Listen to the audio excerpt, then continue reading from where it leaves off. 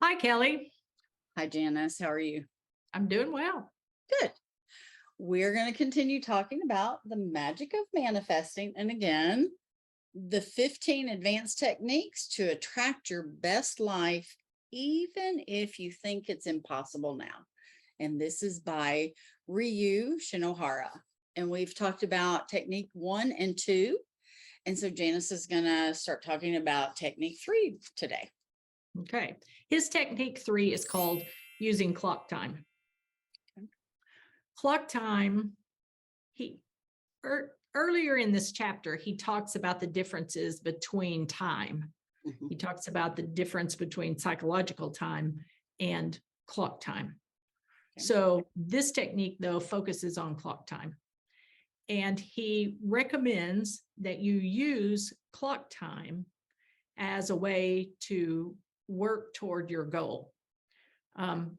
Because we run our daily lives by the clock, so why not use it to our advantage? Sure. So after you have identified your long-term goals, then you use clock time to focus on the present of what needs to be done in order to work toward achieving those goals. Because if I'm going to build a new house, I'm going to have to go through setting some goals, setting some timelines, and doing something toward building that house every day. Okay. So he talks about that it improves mental clarity and it improves focus and it hones our determination. Okay. Any of that makes sense? It does. What keeps coming up is like, throughout life, those goal setting times and then the objectives on how to get there. It's like getting a degree. You have to take first semester, fall semester, first term, spring semester, you have to do that. But if you think about from the start of kindergarten on, isn't that what this is? Because you can't do second grade without first grade. Well, and I can't do college first semester and be a freshman without high school. Right. So it's kind of like everything has been that it builds on each other. So this should be real easy to build. Yeah, to me, this was one of the easier ones. And one of the shortest techniques that he talks about. Because if I really want something and I'm trying to manifest it, it's great to wish it into existence, but we have to use some deliberate movement. Correct. Toward the goal. So if I'm building that house, I cannot wish it into existence. I have to move toward that end goal, or if college is my goal, then I move from one semester to the next semester and so on. So he talks about putting this into your daily schedule in some sort of way. So what I'm hearing is, though, in thinking about all the different ways we use this, the goal setting and using clock time, like if you want to start running 3 miles a day, you have to say, and it depends on, your fitness level. Do you start by walking to the end of the driveway and back? Exactly. We have a mutual friend who says you have to get off the couch. Yes. And so, but our entire lives are that way. So this really should be easy in creating that manifestation. Yeah.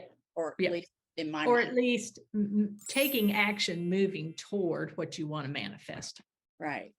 So let's go back and use that mental frame or that vision board that you visualize every day or maybe 3 times a day. It's up to you. It's a personal choice. But if I don't build that in, I'm going to wake up 3 days later and go, oh, I haven't done that. I haven't done that in 3 days. So those things that what were we taught? Those things that get written down, Mhm. get accomplished. Yes. So, Yes. And I, I don't want to segue too much, but this is where I focus on the negotiable and non-negotiable. okay. Tell me about that. For me, like a real easy example is it is non-negotiable to brush my teeth. It's Oh, going to happen in the morning. It's going to happen at night. I'm going to floss. That is non-negotiable. It doesn't matter how tired I am. I'm still going to do that. mhm. And so it's how do we use that? How do we train our brain to keep what we want, those things we want to manifest, that frame and the visions? How do we keep that in the non-negotiable category? So that we do it. We don't end up 3 or 4 days later and go, oh, I haven't done that. Well, I don't know about you, but if I keep a planner or I simply make a to-do list for the day, it's more likely to get accomplished than not. Or if I pair it with something like you were talking about with brushing your teeth, Mhm. if I pair it with something I already do, then it makes it easier. So let's go back to the visualization piece. Mhm. If visualizing at least twice a day was your goal, why not pair it with brushing your teeth? Exactly.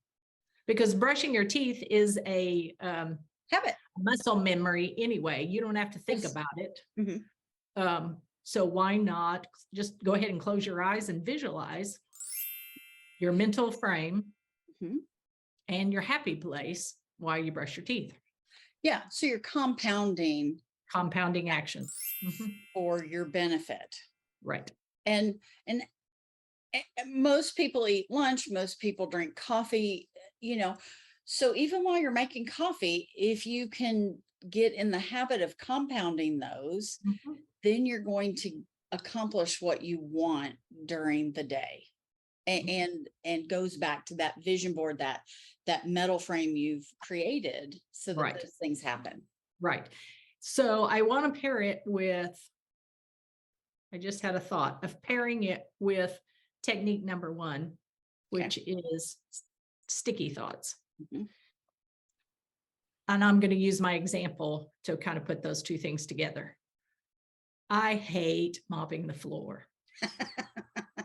I love a clean floor. I have hardwood floors. I like to walk around barefoot on my clean hardwood floors, but I hate to do the mopping.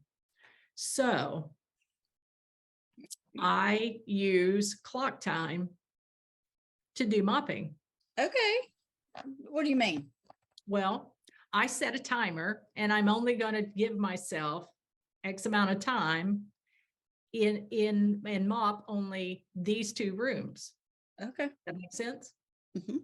So if I set it for 15 minutes, then I'm going to spend 15 minutes mopping this floor.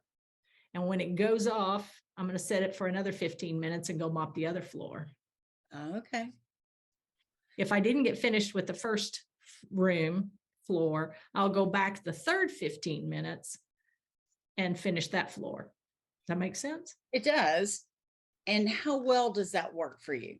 Oh, that works really well for me because it tricks my mind into thinking, it keeps my mind away from the negative sticky thoughts of, I hate this, to this will be over soon. Yes. This will be done soon. And then my floors will all be clean. So if we go back to technique 2, when you get in the place of you hate this, I don't want to do this, I can't stand mopping, that's Mhm. ego thinking. That's right. That's exactly ego thinking. And so you shift to the higher self that finds, the task may not be enjoyable, but the end result is. The end result is, and it's not going to take as long as my negative sticky thoughts are telling me, this will take forever. Well, Or, and if you have those negative sticky thoughts, mopping your house could probably take all day because of all the things you do to avoid finishing it. versus doing that, which is brilliant. Yeah, that's why I use the clock time.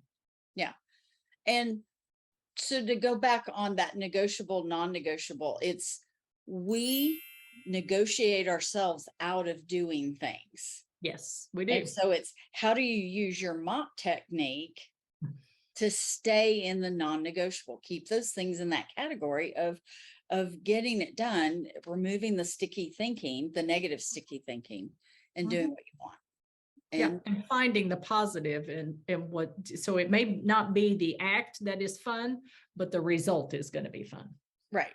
Because when you're mopping in your 15 minutes, do you also focus on how it feels to walk around barefooted on your floors? Try not to. I put on music, which is helpful. You know, I'm motivated by music, so I can be happy in the moment if the music is happy. And then when it's all done, I'll go, oh, now I can walk around barefoot. So I get a double bonus. Okay. Because your solution is better. When you started mentioning mopping, I thought hire someone. That was my solution. Oh, I'm not above that. I am not above that. But, you know, sometimes you can't always hire them or pay for them as often as you'd like to come. I cannot afford for them to come daily and mop my floors. Oprah can have people change her sheets daily. Yes, but I do remember reading that. Maybe that's part of what you manifest. Maybe that is that someone comes every day and mops my floors. Yep. All right. So Okay. can you recap what this technique really is? He talks about using clock time to focus, improve your determination, improve your mental clarity, and improve your focus on taking action toward the things that you want to manifest. Okay. And then we added on to that about compounding the habitual things you do, those things you do out of habit, and compounding those with what you want to manifest. Right. And, okay. Yeah. All right. Well, we will keep going, talking about more techniques. We'll do technique 4 next time, and we'll start there. So okay. Thanks. Don't forget to like and subscribe to LifeTalk with Kelly and Janice. All right. We'll see you next time. Bye. Okay. Bye.